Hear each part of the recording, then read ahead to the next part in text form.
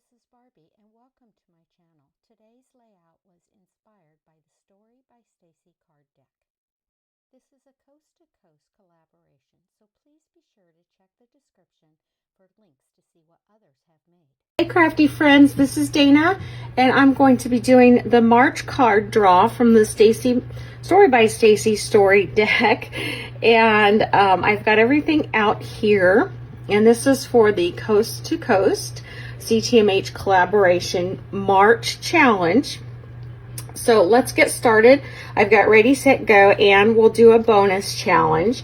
We'll start with the ready and work our way down to the bonus challenge. So I'm going to separate the cards here, and let's see, we'll just pull from the middle here. And the first one we have is blessings, and that talks about serendipity, miracles, karma, gratitude, counting your blessings and paying it forward. Our set card, let's see what we can come up with here. I'm going to pull kind of from the back. Map. So an infographic, a brochure, trails, menu, destination, historical, or something with your state or country perhaps. For our go card, separate these out and let's pick here. One big photo, an all-time favorite, a self-portrait, heritage, school portrait, full page, nature background, or perhaps a family photo. Now keep in mind, these are simply suggestions. They're not anything that you have to stick to. Now for our bonus card, let's just go right here in the middle, and we're going to do super simple. Now we just did super simple in February, so I am going to put that back in the deck, and let's pull something else just to kind of keep it fun and doing something a little bit different each month. Not that we can't duplicate, but I hate to have to do something, you know, too many months back to back. So ink or paint. So here we've got splatter, brushed, smushing, spritz, painted, stamped. So those are some ideas for you for your jumping off point. Remember, we like to use the hashtag. So for March, we'll be using hashtag or pound sign C2C MAR for March, and then 23. So again, that's C2C MAR23. So please share your work with us. We'd love to see what you can create with these Jumpstart cards, and we will see you soon. Thanks so much. Bye, everybody. For this challenge, one of the things we needed to include was ink, so I decided to make a textured background that you see here. To do this, I needed a stencil, so I cut a circle out of a piece of 12 by 12 cardstock. I'm going to be using these three inks, peach, melon, and desert rose. I've ripped a piece of masking tape to make a mountain, and I'm taking the desert rose ink and just blending it with my brush. And you'll notice that I tap off on my scratch paper before going to the paper so that that first stamping or the inking with the freshly inked brush doesn't give me that harsh circle. I'm now using the melon ink, and I'll just continue to build my layers, working my way up the piece of paper. And as I move my masking tape, I try to vary where on that mountain scene it is so that it's not exactly the same. I also am inking it closest to that masking tape first, and then blending a little bit away from it so that the darkest is right up there. And I'll just continue working up the page, continuing to rotate between the two colors. I do end up using the peach at one time, but just for a little bit. Mostly it's the melon and the desert rose. And now I'm going to take the Carolina ink and an old retired cloud stencil and make some clouds to go across the top. Since I ended up having to cut all of the sky off my picture, I wanted something to replicate that, and so I thought this was a great way to do that. And so I'll just continue making my clouds all the way up, and here you can see the finished. I'll I'll pull that stencil off. Didn't that turn out cute? I really love the way it is. So that takes care of the ink category. Now that we have one large photo. So I took an 8x10 photo. I cut it down to 8x8, but looking at it with my textured background, it's still just a little too big. So I'm going to cut this photo down, and I'm going to cut it down to a 5x7. But I want to make sure we stay centered, so I'm just taking a little bit off each side, checking to see what size I have until I get to that 5x7 size. My other photo is a map, so that takes care of one of our other categories. This is a map of the trail that we hiked. It was a 3-mile hike that we did. I'm now going to cut out that circle, that background texture, because I decided I wanted to change things up. First, I thought I was going to layer a frame around it, but I decided I want to layer it on a base page. So I'm trying it with the melon. I try it with the pine. Not sure which way. I decide that, you know what, I don't really like that much of the pine. So instead, I'm going to cut a circle from the pine cardstock. I'm just going to make like a frame or like a photo mat. I apologize for my head getting in the way. I thought I cut this part of the clip out. But I just make a 1/4-inch frame to go around that textured pattern to just help bring the eye in and focus really on the center of my layout. And I think that does really well, and that will pair nicely with the pine photo mats I'm going to do on the 2 photos. So I go ahead and bring my cutter in, and I'm going to cut some of that green pine cardstock to mat each of my photos. I cut it a 1/4-inch larger each direction than the photo, so that it gives me an 1/8 inch frame all the way around. That's the size that I tend to like the most. I don't want so much of a frame that it overwhelms my photo. Some people like to do a 1/4-inch frame on all 4 sides. I prefer the 1/8 inch side. So we're going to just play with the placement of the photos here, seeing where I want them and making sure that it's going to fit well and still give me some of my textured background. And now you can see I've already edge distressed around the photo mat for the mat, and now I'm going to edge distress with the sandpaper around it for my 5x7 photo. And so that is going to work really well.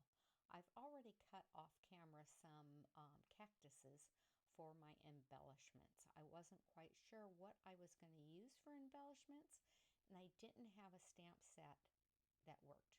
But I did have these thin cuts of these cactuses. So I've cut 3 different cactuses and 3 of each one so that I have an odd number, and I will be making 3 clusters, continuing with that odd number. Now some of the flowers are going on each of 2 different cactuses, and so I don't want them to all be the same. So the ones that go on that oval-like cactus, I am darkening with some desert rose. They were all cut from the melon cardstock. And so now I'm just going to go ahead and put a little bit of glue on the cactuses and use my pickup tool to pick those little flowers up because they're so tiny, and put them on my cactuses.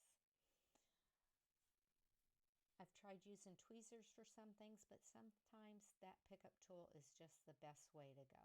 So let's go ahead and get this 3rd cactus done. And isn't that cute, those little flowers up there?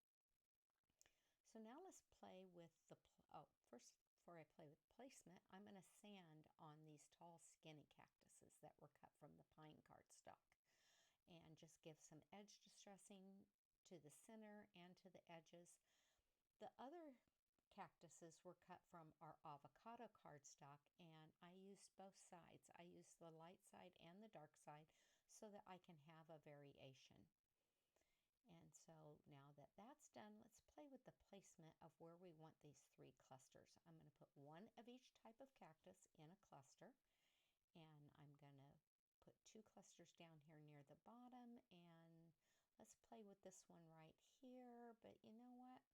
That I need room for my title, so I'm going to have to move those top cactuses because they're in the way of where I want to put my title.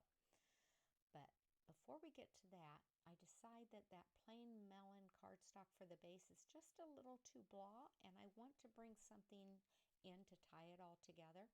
So I'm going to do the same inking of making that textured background that I did on the circle on this melon card base for the scrapbook layout. So I'm just going to use the Desert Rose and the melon inks and continue to make this mountain scene going all the way up. I encourage you to try this. It really is a lot of fun, and I think it really brings something different to the pages.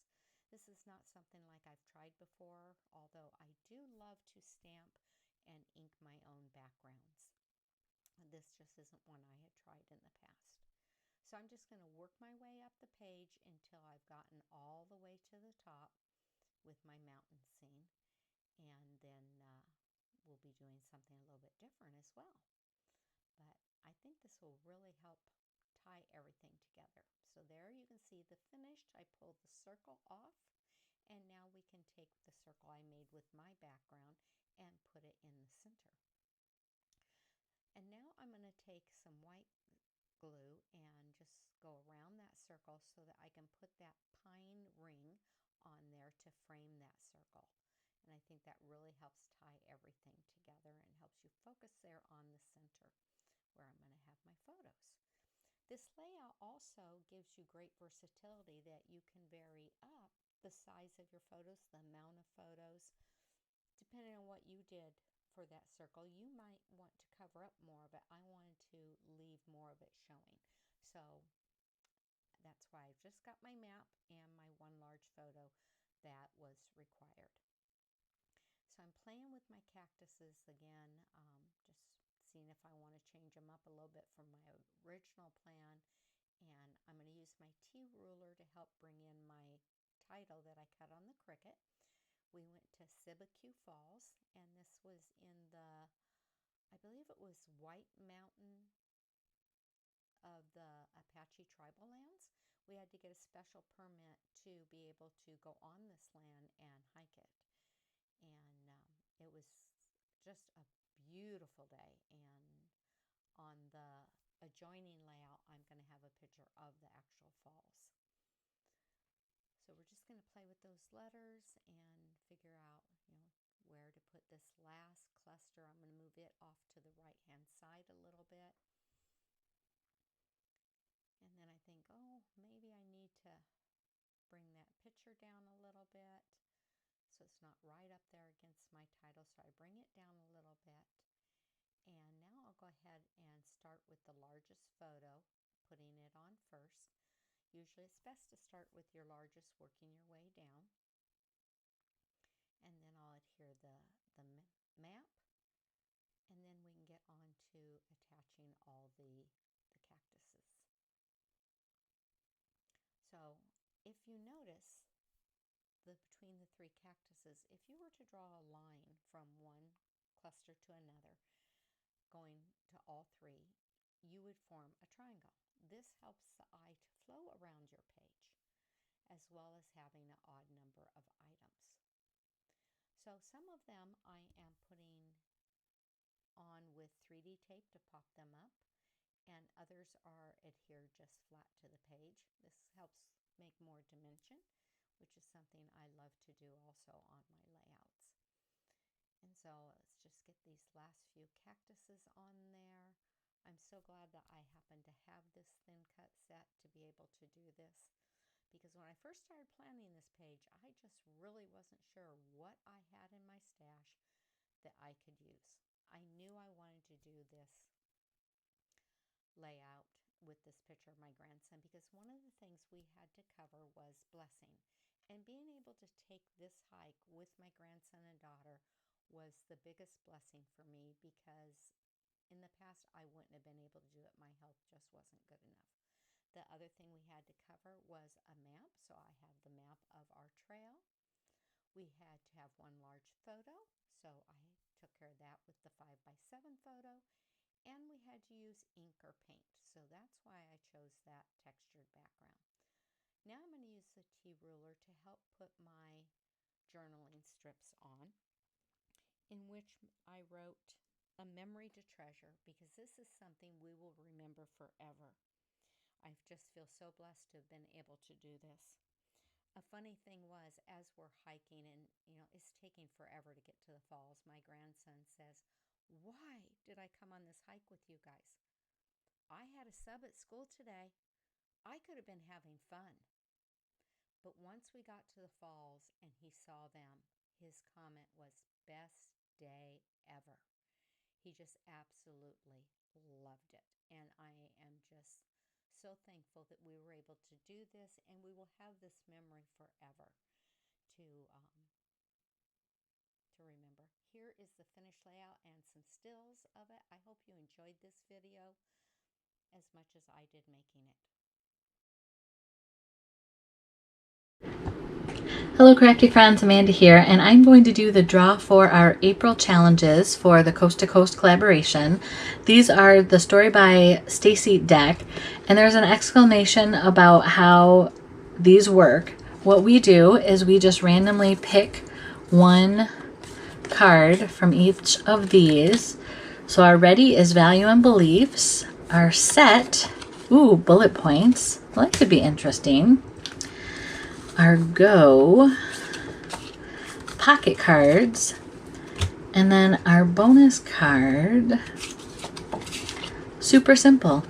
So you can join us in creating a layout that incorporates these. You can do all or none of them. Just be sure to include the hashtag C2C April 23.